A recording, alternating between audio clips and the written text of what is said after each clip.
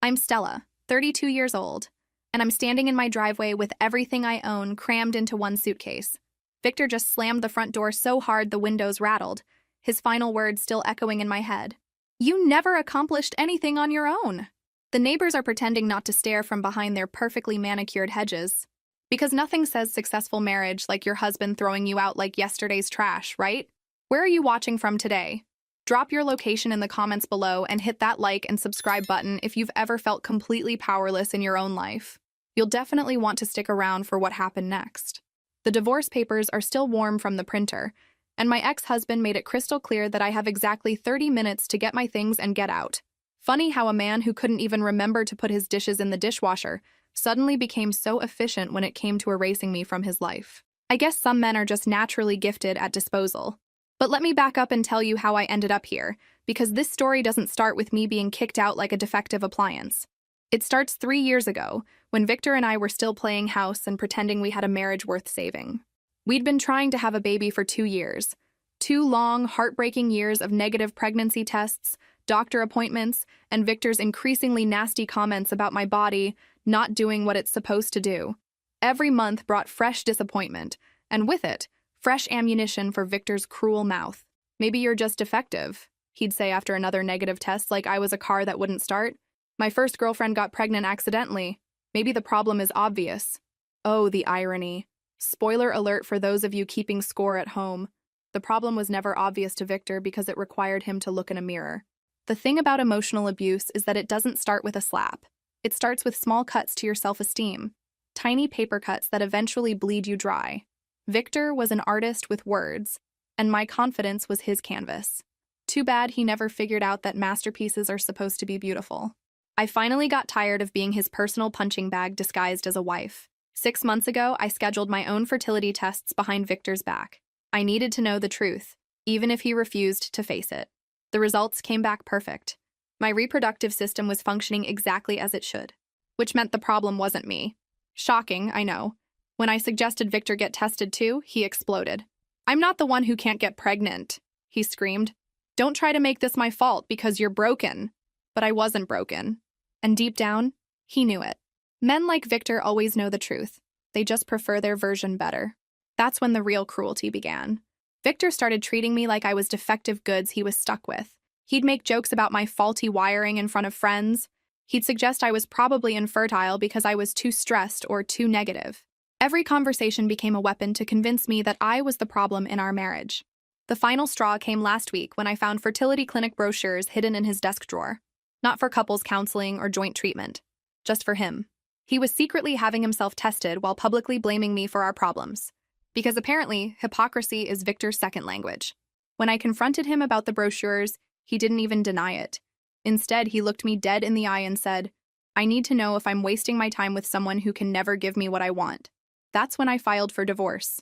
Because honestly, ladies, when your husband starts talking about you like a broken vending machine, it's time to find the exit. And that brings us back to today, with me standing in this driveway, homeless and supposedly worthless. Victor thinks he's won. He thinks he's finally gotten rid of the defective wife who was holding him back from his perfect life. What he doesn't know is that he just set me free. And trust me, that's going to be the most expensive mistake of his life. The hardest part about having your life implode isn't the big dramatic moments. It's the small practical realities. Like realizing you don't have anywhere to sleep tonight, or that your phone plan was in your ex-husband's name and just got canceled. Because nothing says I love you like cutting off someone's communication the same day you destroy their life. I'm sitting in my car in the parking lot of a 24-hour diner, trying to figure out my next move. My bank account has exactly $312, which might cover a motel for a few nights if I eat nothing but ramen. Victor made sure to clean out our joint account before serving me papers. Such a thoughtful man, really thinking ahead about my comfort and well-being. My mom died when I was 19, and my dad passed 5 years ago. No siblings, no close relatives who could take me in. Victor always said family just complicates things anyway. Now I'm wondering if he isolated me on purpose, or if I let it happen because I was too busy trying to be the perfect wife. Spoiler alert, there's no such thing as perfect enough for a man who's determined to find fault. The waitress keeps glancing at me through the window. I've been nursing the same cup of coffee for 2 hours, and I probably look like someone who's having a mental breakdown. Which, let's be honest, I kind of am. But at least I'm having it with style, right? That's when I remember the card. My dad gave it to me during my last visit before he died. I was 27, still optimistic about my marriage, still believing Victor when he said we were building something beautiful together. Because I was young and stupid and thought love meant accepting crumbs. Dad pulled me aside after dinner and pressed a plastic card into my hand. "Keep this safe, Stella," he said, his eyes unusually serious. "Don't tell anyone about it, not even Victor. If life ever gets really hard, if you ever feel like you have nowhere to turn, this might help you get back on your feet." At the time, I thought it was sweet but unnecessary. A bank card with maybe a few $1,000s, a father's way of making sure his daughter had a safety net. I stuck it in my wallet and honestly forgot about it for years. Because when you're busy being the perfect wife, you don't think about needing an escape plan. Now I pull it out with shaking hands. It's a simple black card with a bank logo I don't recognize. No name on it, just numbers. It looks old, like something from another era when banks still believed in customer privacy, and when fathers apparently had more foresight than their daughters about who they were marrying. I've got nothing left to lose and everything to gain. The nearest branch of First National Trust is only 10 minutes away.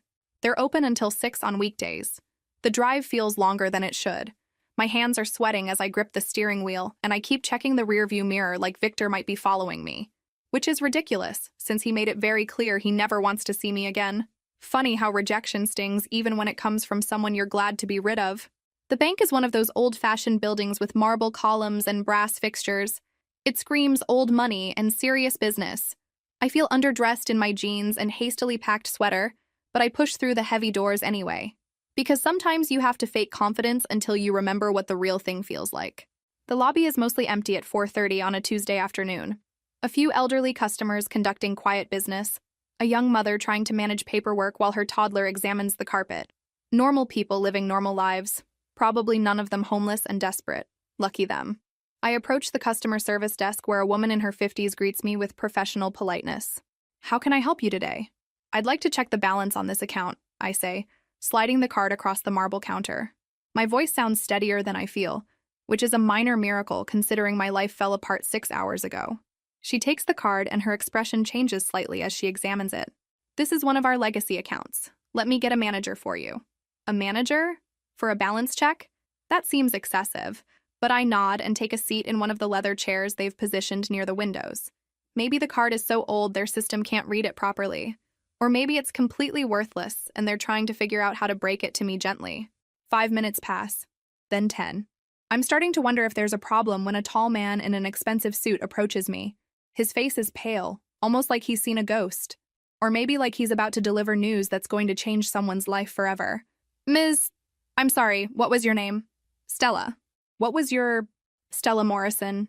"Ms. Morrison? I'm David Chen, the branch manager. Could you please come with me to my office? We need to discuss your account privately." The way he says privately makes my stomach flip. Either this card is completely worthless or something is very, very wrong. Or maybe, just maybe, something is about to go very, very right. David Chen's office is all dark wood and leather, with windows overlooking the street where my beat-up Honda sits between 2 luxury sedans, like a homeless person at a country club.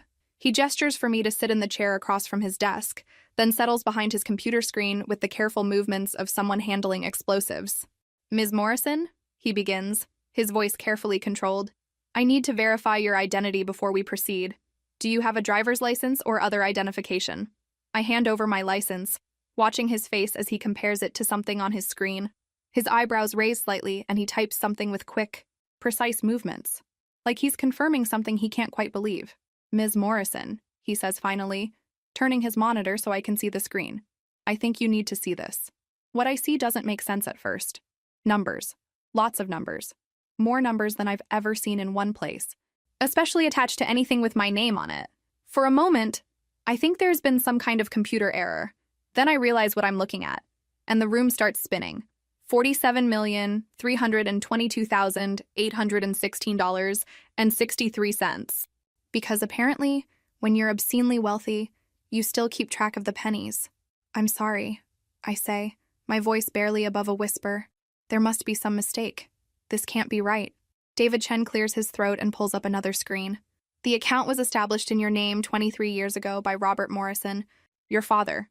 He made regular deposits over the years, and the investments have performed exceptionally well. My father. My dad, who drove a 15-year-old pickup truck and clipped coupons religiously, somehow accumulated $47 million and put it all in my name.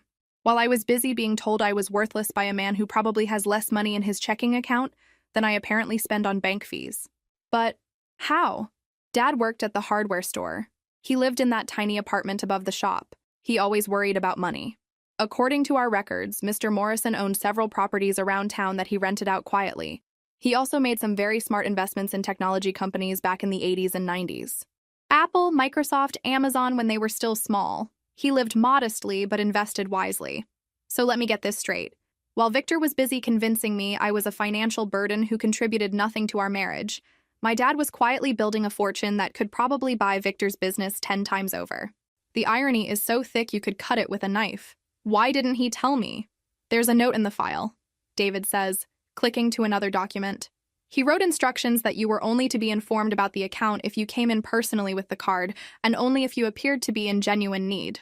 He wanted to make sure you could build your own life first, without relying on inherited wealth. My eyes fill with tears as I read Dad's handwritten note on the screen.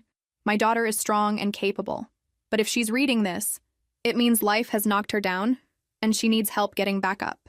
This money isn't meant to make her lazy or entitled. It's meant to give her the freedom to be herself without compromising her values for survival. Use it wisely, Stella. You deserve a life where you don't have to settle for less than your worth. Oh, Dad, I whisper, pressing my hand to my mouth as the tears start falling. You sneaky, wonderful man. Have you ever felt like your whole life was about to change in ways you never imagined? Drop a comment below if you've ever discovered something that completely shifted your perspective on everything. David discreetly pushes a box of tissues across his desk. The account has been managed by our investment team according to your father's instructions. Very conservative, steady growth. The balance has nearly tripled since he passed away. I think about Victor screaming at me this morning, telling me I never accomplished anything on my own. About his cruel comments about my worth, my body, my supposed failures. About the way he cleaned out our account and threw me out like garbage. If only he knew that the worthless wife he just discarded is now worth more than he'll make in 10 lifetimes. Actually, scratch that. I hope he never finds out. The look on his face would probably be worth another $47 million. What happens now? I ask, wiping my eyes. Now you decide what you want to do. The money is yours, has always been yours. We can set up new accounts, investment strategies, whatever you need, or you can leave it here and just access what you need for immediate expenses. Immediate expenses. Like not being homeless. Like hiring a lawyer who specializes in making awful ex-husbands regret their life choices. I need a hotel room for tonight, I say, feeling surreal saying it. And probably a good lawyer. David smiles for the first time since I walked in. I think we can arrange both of those things. Would you like me to recommend some local attorneys who specialize in divorce proceedings? Actually, I say, thinking of Victor's smug face as he kicked me out, I want someone who specializes in making cheating husbands regret their life choices. David's smile widens. I know exactly who to call. 2 hours later, I'm sitting in the presidential suite of the Grandview Hotel, surrounded by room service menus and legal documents. The suite costs more per night than I used to make in a month, but right now it feels like the perfect place to plan my new life. And maybe my revenge. Not that I'm petty or anything. The law office of Patricia Hendricks looks like something out of a movie about powerful women destroying their enemies with paperwork and perfect manicures.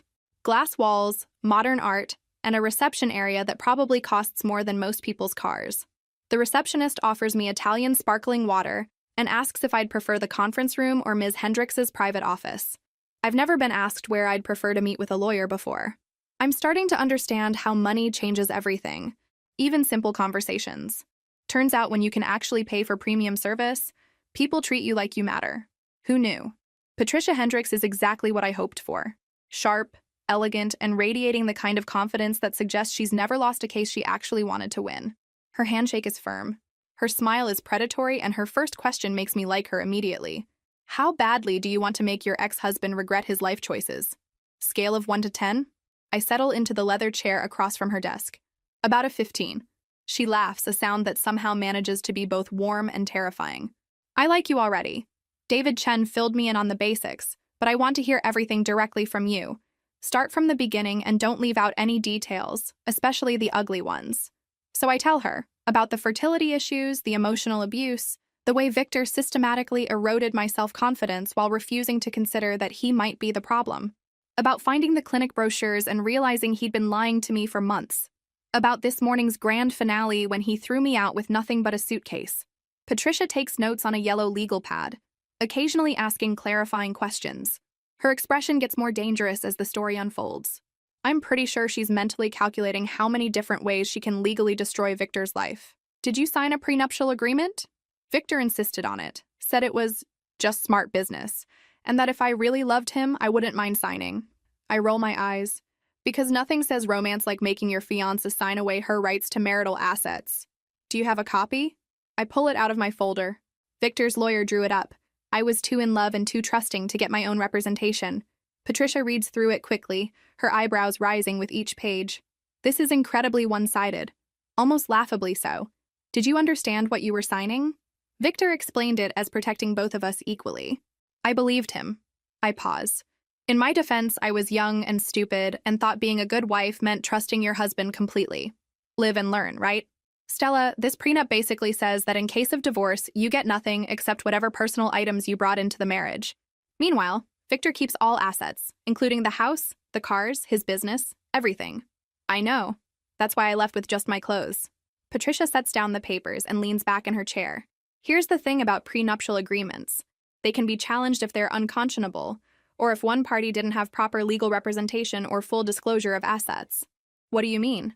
I mean your husband's lawyer did him a disservice by making this so obviously unfair. A good attorney would have given you something, made it look equitable. This just looks like exploitation. She pulls out her phone and starts typing. I'm going to have my investigator look into Victor's finances. If he hid assets or misrepresented his worth when you signed this, we can get the whole thing thrown out. Even if we can't, it doesn't matter now, right? I mean, I have my own money. Patricia smiles, that predatory smile again. Oh, honey, this isn't about the money. This is about justice. Your husband emotionally abused you for years, then threw you out like garbage while keeping everything you helped him build during your marriage. The law has opinions about that kind of behavior. And suddenly, I understand why David recommended her. Patricia Hendricks doesn't just practice law, she weaponizes it. Dr. Sarah Martinez has the kind of warm, confident energy that makes you trust her immediately. Her office feels more like a living room than a medical facility, with soft lighting and comfortable chairs that don't make you feel like a patient. It's a refreshing change from the fertility doctor Victor chose, who treated me like a malfunctioning appliance that needed fixing. Tell me about your goals, she says, settling across from me with a cup of tea. What does your ideal family look like? It's been so long since anyone asked what I wanted that I have to think for a moment. I've always wanted to be a mother. Victor and I tried for 2 years, but we had compatibility issues. Meaning? Meaning my fertility tests were perfect, but he refused to get tested. Then spent 2 years blaming me for our inability to conceive. I pause. Turns out the only thing Victor was capable of producing consistently was excuses. Dr. Martinez nods like she's heard this story before. Unfortunately, that's more common than you'd think. Some men struggle with the idea that fertility issues could be related to them. Well, now it's not his decision anymore. And frankly, I'm grateful I never had children with him. Can you imagine being tied to that level of toxicity forever? Good for you. Independence is an excellent foundation for making family planning decisions. Now, let's talk about your options. She explains the process of artificial insemination, IVF, and donor selection. The timeline, the success rates, the emotional considerations. Everything Victor refused to discuss because it wounded his pride to consider alternatives. The process can take several months, Dr. Martinez explains. We'll need to run some updated tests, establish your baseline hormone levels, and then begin preparing your body for the procedure. Are you emotionally ready for this journey? Am I ready? I think about my empty hotel suite, my divorce proceedings, the complete upheaval of everything I thought my life would be. Honestly, my life is chaos right now. But I'm 32, I'm financially stable, and I've never been more certain about what I want. If I wait for the perfect circumstances, I might wait forever. That's the best answer I could hope for. Women who know their own minds make the best mothers. She walks me through the initial steps. Blood work, psychological evaluation, genetic counseling. We schedule everything for the next 2 weeks. One more thing, she says as I'm gathering my purse. I recommend you consider joining our support group for single women pursuing fertility treatment. It can be incredibly helpful to connect with others going through similar journeys. I'll think about it. The group meets Thursday evenings. Very informal, just women supporting women through a process that can be emotionally challenging. That evening, I decide to try the hotel restaurant instead of hiding in my room with room service. I need to start rebuilding my social skills, and eating alone in public seems like a good place to start. Plus, I'm curious to see if being obviously wealthy changes how I'm treated. Spoiler alert, it absolutely does. The restaurant is elegant but not pretentious, filled with business travelers and local couples enjoying quiet dinners. I request a table by the windows and order the salmon without checking the price first. Another small act of rebellion against my old life, where Victor insisted we always choose the most economical option, because God forbid we spend money on anything that might bring me pleasure. Excuse me, are you dining alone? I look up to find a man about my age standing beside my table. He's attractive in an understated way.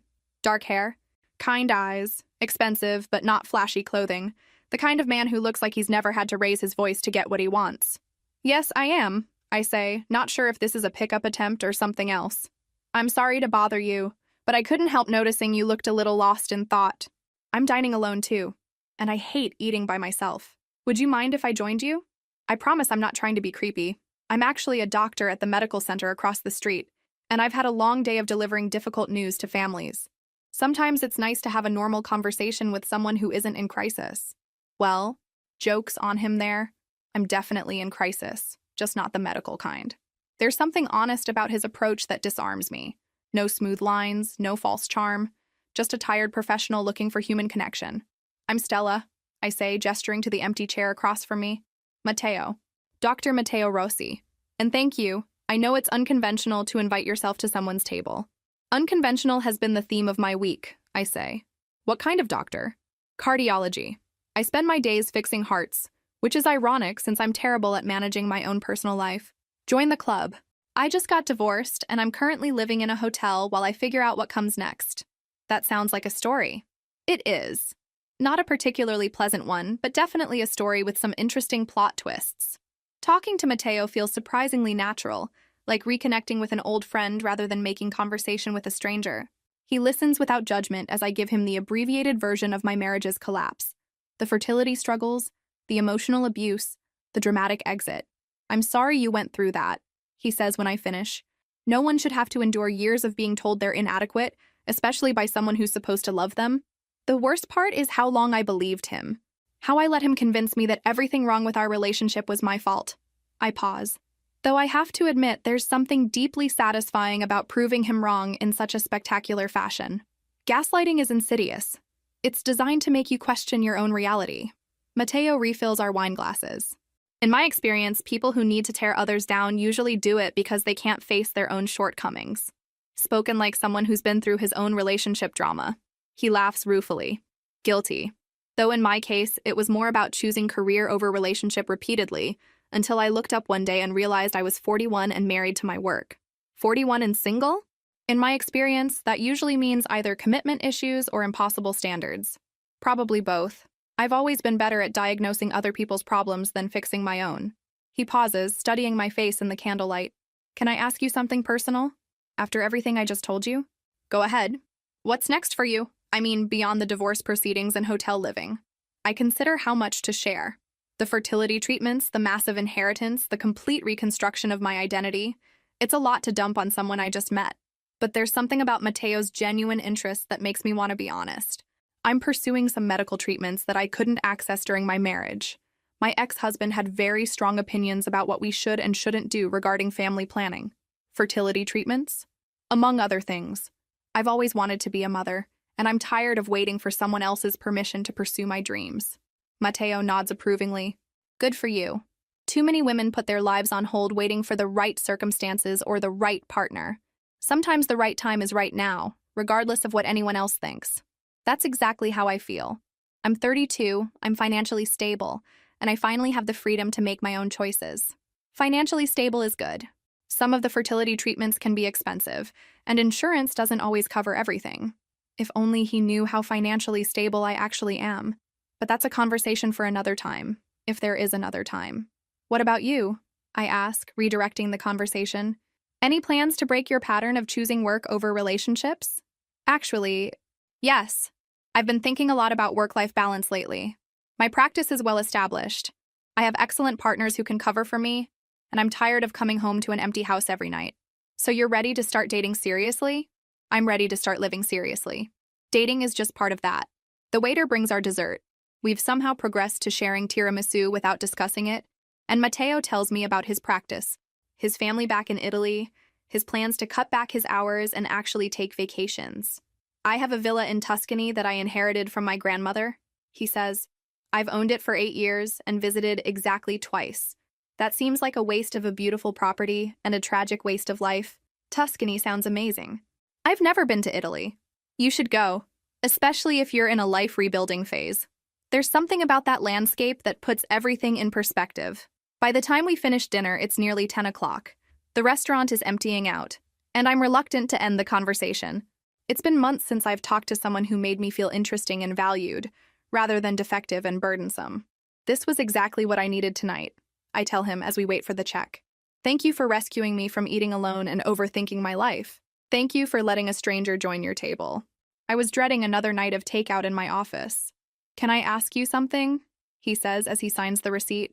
Sure. Would you like to have coffee sometime? I know you're going through a lot of changes right now, and I'm not trying to complicate your life, but I'd like to see you again. What do you think will happen next?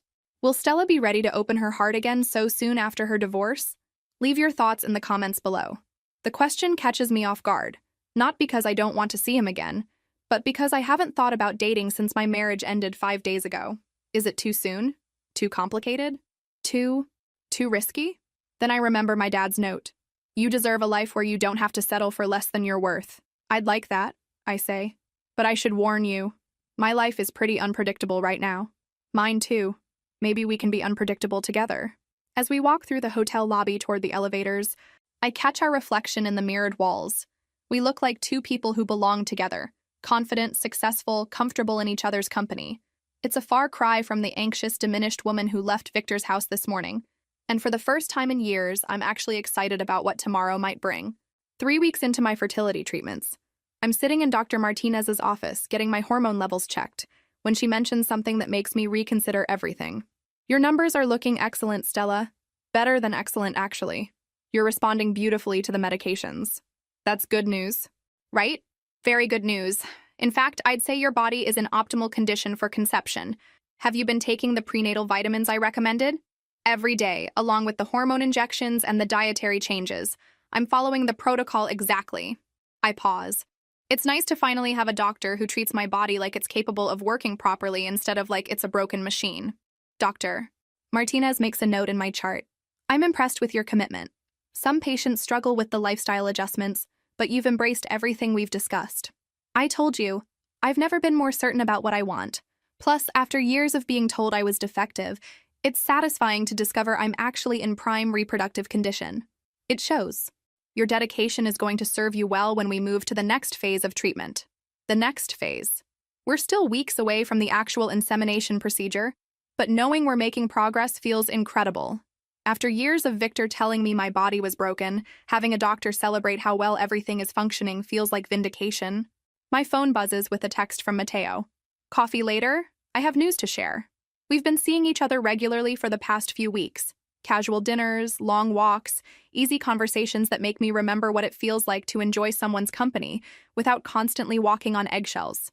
He knows about the fertility treatments, supports my decision completely, and never makes me feel like I need to choose between my goals and his presence in my life, which is refreshing, considering my last relationship required me to choose between my dreams and his ego on a daily basis. Good news or bad news? I text back. Definitely good. Meet me at that cafe near the park at 7. See you there. Dr. Martinez finishes my blood draw and schedules my next appointment. Everything is progressing beautifully. Keep doing exactly what you're doing. That evening, I find Matteo already waiting at our usual corner table, 2 coffee cups in front of him and an expression I can't quite read. You look different, I say, settling into the chair across from him. Happy but nervous? I had a conversation with my partners today about reducing my patient load. And they're not just supportive, they're encouraging it. Turns out they've been worried I was headed for burnout. They want me to take a real sabbatical. Maybe travel to Italy, spend time at the villa. This is good news, but I can sense there's more to the story. There's a but coming, isn't there? Not a but exactly. More like a proposition. He reaches across the table and takes my hand, his thumb tracing gentle circles on my palm. Stella, I know we've only known each other for a few weeks, and I know you're going through massive life changes right now, but I can't ignore how I feel about you. My heart starts beating faster. How do you feel about me? Like I've been waiting my whole life to meet someone who makes me want to be a better version of myself. Like every relationship before this was practice for the real thing. The words hang in the air between us. Honest and vulnerable and slightly terrifying. And completely different from anything Victor ever said to me, which usually involved what I needed to change about myself to make him happy. Mateo, I'm not asking you to make any decisions right now. I'm not trying to complicate your fertility journey or pressure you into anything you're not ready for. I just want you to know that whatever happens, however this unfolds, I'm here. Completely, genuinely here. I look into his eyes and see something I never had with Victor. Unconditional support mixed with genuine respect for my autonomy. Mateo isn't trying to fix me or change my plans. He's offering to be part of whatever I'm building. Can I ask you something? I say. Anything. Are you prepared for the possibility that I might get pregnant through artificial insemination while we're dating? Because that's still my plan, regardless of what happens between us. Stella, I became a doctor because I believe in helping people create the families they want. Why would I have a problem with the woman I'm falling for doing exactly that? Falling for. He said he's falling for me. And unlike Victor, who fell for the idea of who he wanted me to be, Mateo seems to be falling for who I actually am. What if the timing gets complicated? What if I get pregnant and you decide this isn't what you signed up for? Then I'd be an idiot who doesn't deserve you. He squeezes my hand. I'm not Victor. I don't need to control your choices to feel secure in our relationship. The relief that washes over me is so intense I almost start crying right there in the calf. I think I'm falling for you too. Good, he says, grinning. Because I was really hoping this wasn't a one-sided situation. We talk until the calf closes, making plans for a weekend trip to his cabin in the mountains, discussing his sabbatical timeline, sharing dreams about the future that don't require either of us to compromise our individual goals. Walking back to my hotel, I realize this is what a healthy relationship feels like. No power struggles, no emotional manipulation, no requirement to make myself smaller to accommodate someone else's insecurities. Just two people choosing to build something together while remaining completely themselves. What a novel concept. 4 months into dating Mateo and 6 weeks into my fertility treatments, something unexpected happens.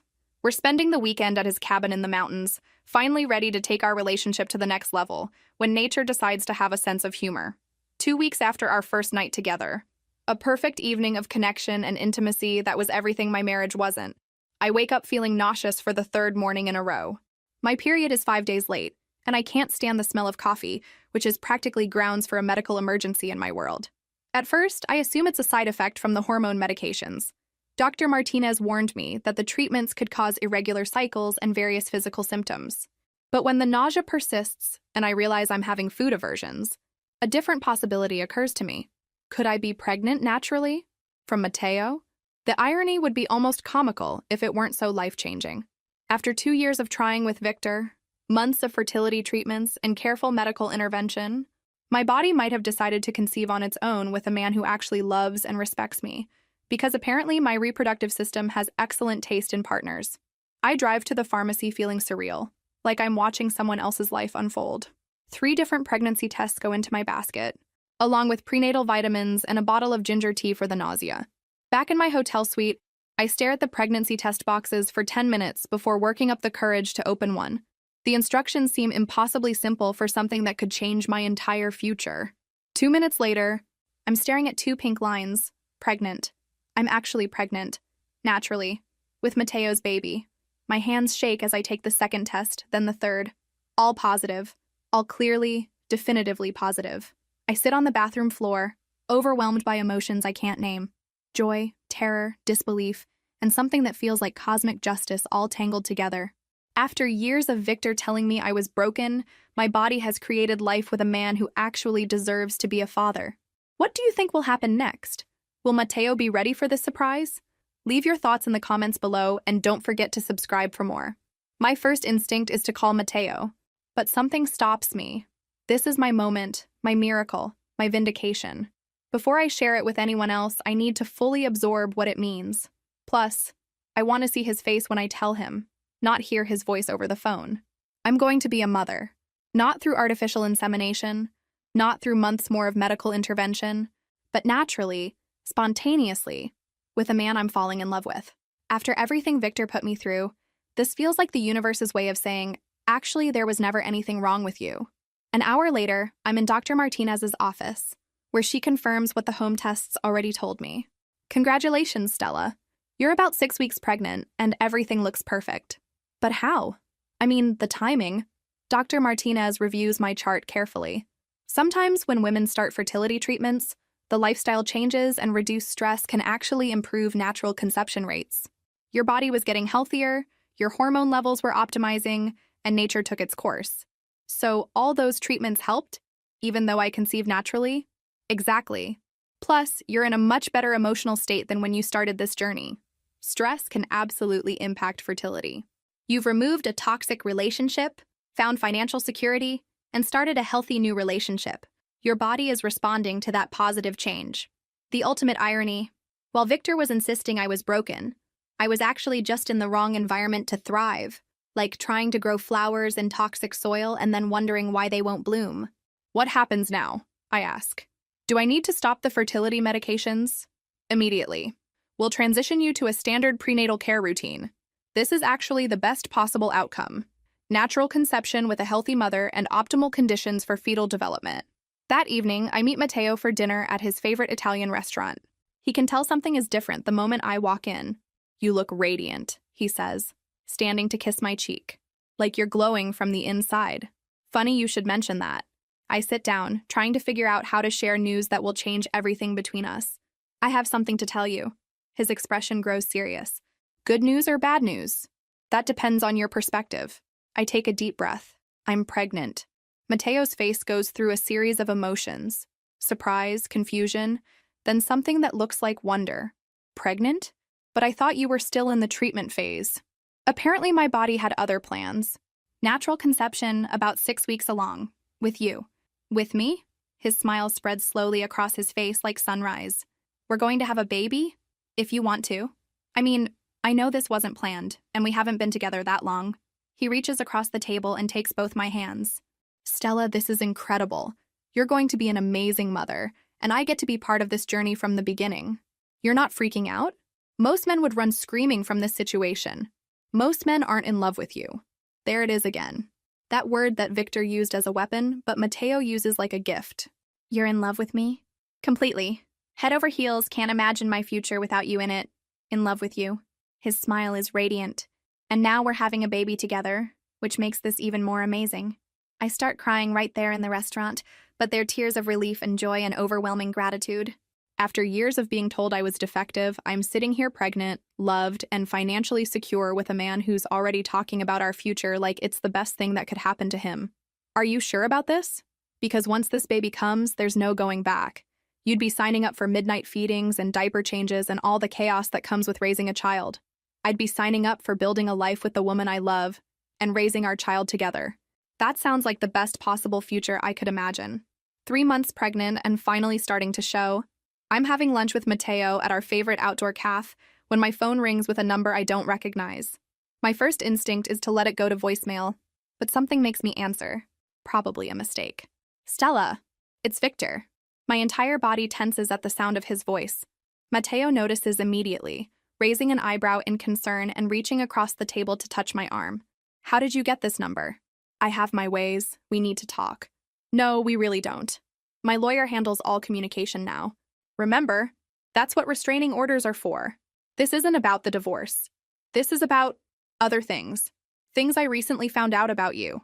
My blood runs cold. Somehow, Victor has discovered the inheritance. I motion to Matteo that it's Victor, and his expression immediately darkens. I don't know what you think you found out, but $47 million, Stella. Your father left you $47 million and you never told me. There it is. The real reason for this call. Not love, not reconciliation, not even basic human decency. Money. Because of course it is. What I inherited from my father is none of your business. We're divorced, remember? You made that very clear when you threw me out like yesterday's garbage. But we were still married when you found out about it. That makes it community property. I actually laugh out loud at the audacity. Victor, You literally cleaned out our joint account and kicked me out with one suitcase while telling me I'd never accomplish anything on my own. You don't get to claim community property after that kind of behavior. Stella, please, can we meet somewhere and talk about this reasonably? I think there's been a huge misunderstanding between us. The audacity is breathtaking. 3 months ago, this man told me I was worthless and would never amount to anything. Now he's discovered I'm worth more than he'll make in multiple lifetimes, and suddenly there's been a misunderstanding. The only misunderstanding is him thinking I'm still the same doormat who used to tolerate his abuse. The only misunderstanding is you thinking you have any claim to my life or my money. I'm not talking about money. I'm talking about us, about our marriage. Maybe we gave up too quickly? Mateo is watching this conversation with increasing alarm.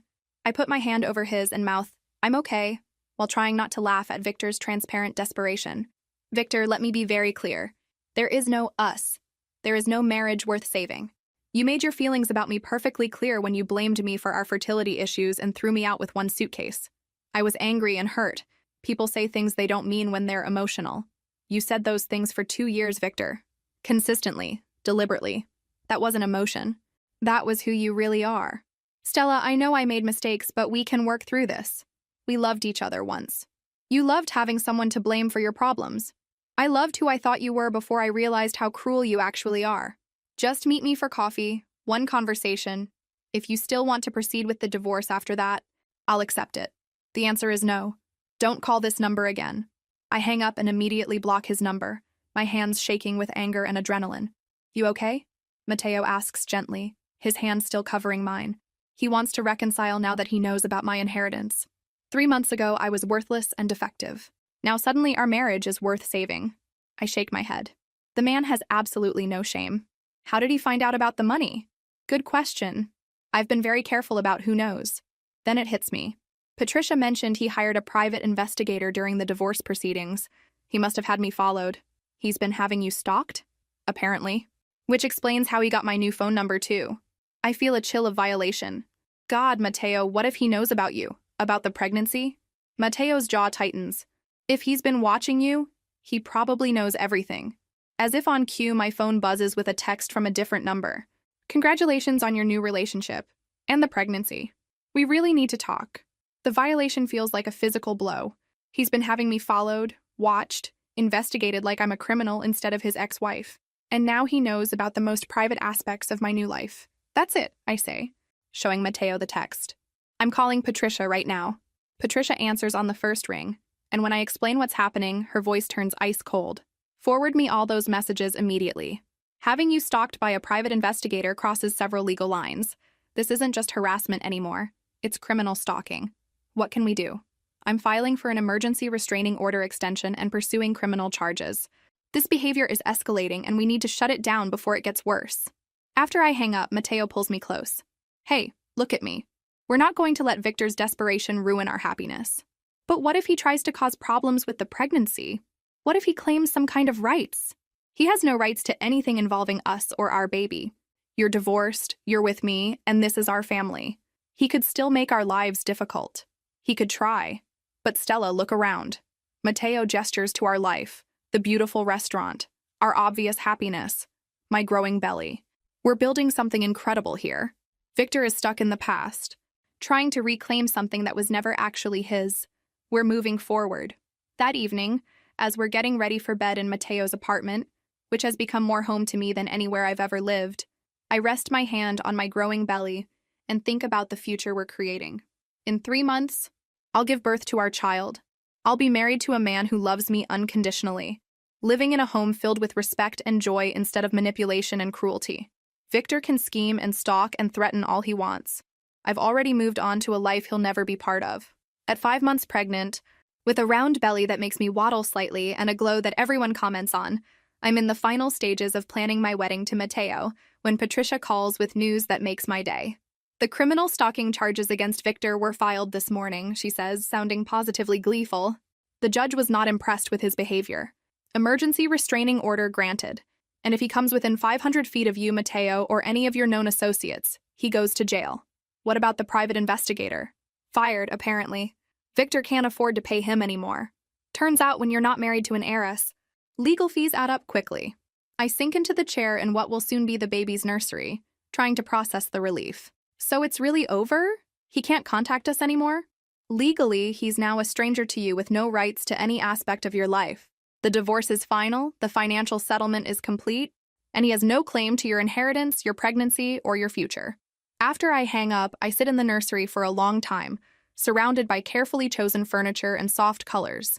This room represents everything Victor tried to convince me I could never have: a family, security, unconditional love. Mateo finds me there an hour later, tears streaming down my face. Happy tears or sad tears? He asks, kneeling beside my chair and placing his hand on my belly, where our baby is currently practicing gymnastics. Happy tears? Relief tears?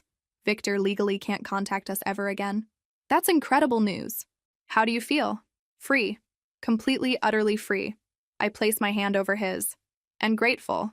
So incredibly grateful that he threw me out when he did. Best thing he ever did for both of us. That evening, we're having dinner at home, and it really is home now, full of our combined books and photos and the comfortable chaos of two people building a life together. When the doorbell rings, Mateo goes to answer it and returns with a puzzled expression. "Delivery for Mrs. Rossi to be," he says, holding a large floral arrangement. "From Victor." My stomach clenches with familiar anxiety. Even though he has no legal power over me anymore, the thought that he's still trying to insert himself into my life makes me feel sick. What does the card say? Mateo reads it aloud. "Congratulations on your marriage and upcoming baby. I hope you find the happiness you deserve. I'm sorry for not being the man you needed. Victor." It's a gracious message, almost humble in its acknowledgement of his failures. For a brief moment, I almost feel sorry for him. Almost. Then I remember the 2 years of being told I was broken, the months of emotional manipulation, the way he threw me out with nothing and only wanted me back when he discovered my inheritance. The stalking, the harassment, the complete violation of my privacy. "Throw them away," I say firmly. "The flowers? They're actually quite beautiful. I don't care if they're made of gold. I don't want anything from Victor in our home, around our baby, or in our lives." I stand up, suddenly energized by anger. He doesn't get to buy his way back into my good graces with flowers and apologies after everything he put me through. Mateo nods and takes the arrangement outside to the trash. When he comes back, he sits beside me on the couch and pulls me into his arms. "You know what I think?" he says. "I think that's Victor's way of trying to maintain some connection to you, even if it's just the connection of sending gifts you'll receive. You think he'll keep trying? Maybe, but it doesn't matter. Because we'll keep rejecting every attempt. Eventually, he'll realize you've moved on completely, and hopefully he'll do the same. What if he doesn't? Then we'll deal with it together just like we handle everything else." The next morning, I wake up to find that someone has left a gift basket on our doorstep. Baby items, expensive ones. No card, but I know exactly who sent them. "He's testing the restraining order," Patricia says when I call her. Technically, having items delivered isn't direct contact, but it's still harassment. I'll file an addendum to make it clear that any gifts, deliveries, or third-party contact attempts are violations.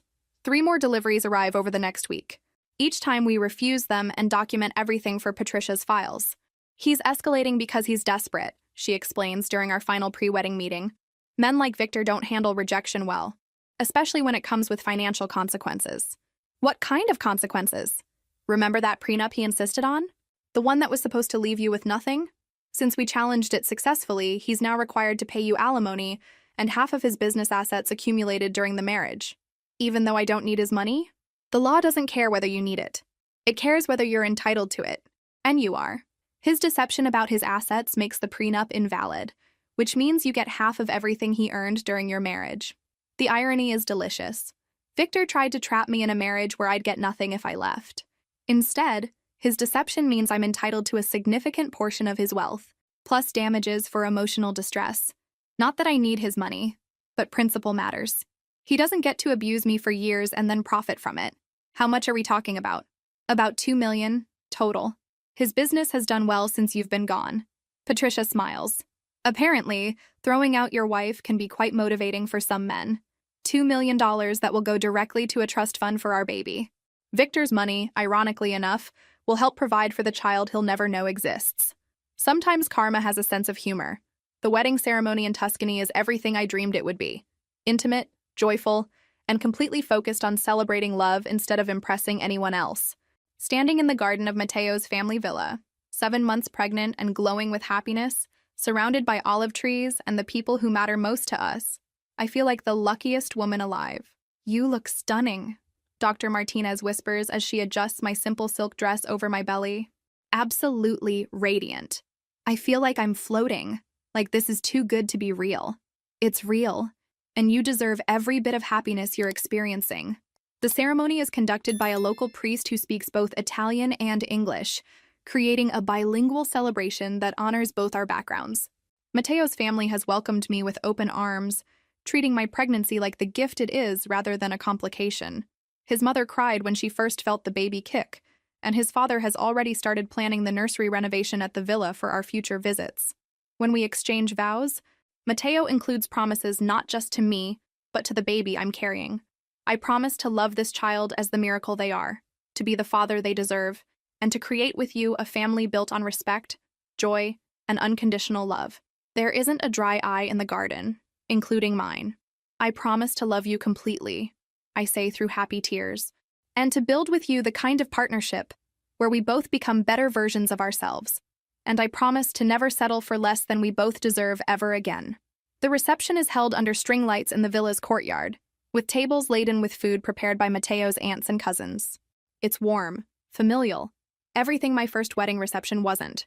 No forced smiles, no family drama, no guests who are there out of obligation rather than genuine affection. During dinner, Patricia raises her glass for a toast. To Stella and Matteo, who prove that sometimes the best thing that can happen to you is losing what you thought you wanted so you can find what you actually need. To second chances, adds Dr. Martinez, and to women who choose themselves over settling for less than they deserve. As the evening winds down and guests begin retiring to their rooms, Matteo and I walk through the vineyard behind the villa. The night air is warm, filled with the scent of jasmine and the distant sound of laughter from the courtyard. Any regrets? He asks, his arm around my waist as we pause to look out over the valley. Only that it took me so long to find you. I pause, thinking, actually no. The timing was perfect. If we'd met while I was still married, while I was still trying to make that relationship work, I wouldn't have been ready for something real. You had to go through all that pain to become the woman I fell in love with. And you had to work yourself half to death to be ready to prioritize a relationship. I lean into him. Everything happened exactly when it was supposed to. My phone buzzes with a notification, and I almost ignore it until I see it's an email from an unknown address. Saw the wedding photos online. You look beautiful and happy. Congratulations on your new life. I hope you find everything you're looking for. Victor somehow found pictures of our ceremony and felt compelled to reach out one more time. The message is civil, almost gracious, but the underlying meaning is clear. He's still watching, still inserting himself into my life in whatever small ways he can manage. I show the message to Matteo, who frowns. How did he get pictures of the wedding? Social media, probably. Some of your cousins posted photos. Do you want to respond? I consider it for a moment, then delete the message without replying. No, he doesn't deserve a response, gracious or otherwise. The best thing I can do is continue ignoring him completely. Good. He's part of your past now. We are your future. As we walk back to the villa, hand in hand under the Tuscan stars, I realize Victor's message doesn't upset me the way his previous contacts did. It feels more like background noise. Annoying, but ultimately irrelevant to the life I'm actually living. Tomorrow, we fly back to the States to prepare for our baby's arrival. In 2 months, I'll give birth to the child I've always wanted, in a home filled with love and support, and the kind of security I never knew was possible. Victor can send all the messages he wants from whatever distance he's maintaining. He's no longer part of my story. He's just a cautionary tale about what happens when you mistake control for love. 8 months pregnant and practically glowing with the kind of happiness that comes from finally living the life you're meant to have, I'm in the nursery putting finishing touches on the room when my phone rings. It's Patricia, and she sounds almost gleeful. Stella, you need to hear this. The final financial settlement came through this morning, and it's even better than we hoped. How much better? Victor has to pay you $2.3 million in total damages and asset division. The judge was particularly harsh about his emotional abuse and stalking behavior. Plus, all legal fees are being paid by him. I sink into the rocking chair Matteo and I picked out last week, trying to process what this means. So it's really, truly over? Officially over? Completely over. Victor Morrison is legally a stranger to you, has no claim to any of your assets, and based on the restraining order, cannot contact you without facing criminal charges. What about any potential claims regarding the baby? No standing whatsoever. He has no legal relationship to you or your child. You're married to Matteo, the baby will be born into your current family, and Victor has no rights or claims to anything in your life. The relief is overwhelming. For months, I've been waiting for the other shoe to drop, for Victor to find some legal loophole that would allow him to continue tormenting me. Instead, the legal system has recognized what he did and held him accountable for it. After I hang up, I sit in the nursery for a long time, absorbing the magnitude of what's just happened. My old life is officially over. The woman who was married to Victor Morrison, who endured years of emotional abuse and manipulation, who believed she was worthless and defective, that woman no longer exists in any legal sense. In her place is someone I absolutely love, a woman who knows her own worth, who chose the right partner, who's about to become a mother on her own terms, and who has enough money to ensure her child never has to depend on anyone else for security. Matteo finds me there an hour later, tears streaming down my face as I fold tiny baby clothes. Happy tears or sad tears? He asks, kneeling beside the chair. Happy tears, relief tears. Victor is legally out of our lives forever, and he has to pay me over $2 million for the privilege of having treated me so badly. That's incredible news. What are you going to do with his money? Put it all in a trust fund for the baby. Victor's money will ironically end up supporting the family he'll never know he helped create. I touch my belly where our baby is currently doing what feels like interpretive dance. There's something beautifully poetic about that. Justice served with a side of irony. I like it. 3 days later, I go into labor at 38 weeks. Perfectly healthy timing that has Dr. Martinez smiling as she coaches me through contractions. You're doing beautifully, Stella. Just a few more pushes. Matteo is holding my hand, tears streaming down his face as he watches our daughter enter the world. Because she is our daughter. Completely and absolutely. The man who stands by you through pregnancy, who cries when your baby takes her first breath, who promises to love and protect both of you forever, that's the real father.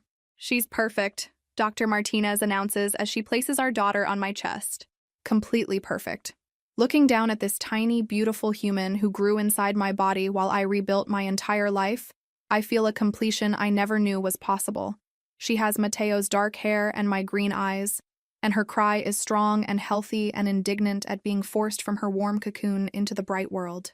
Hello, baby girl, I whisper, stroking her cheek.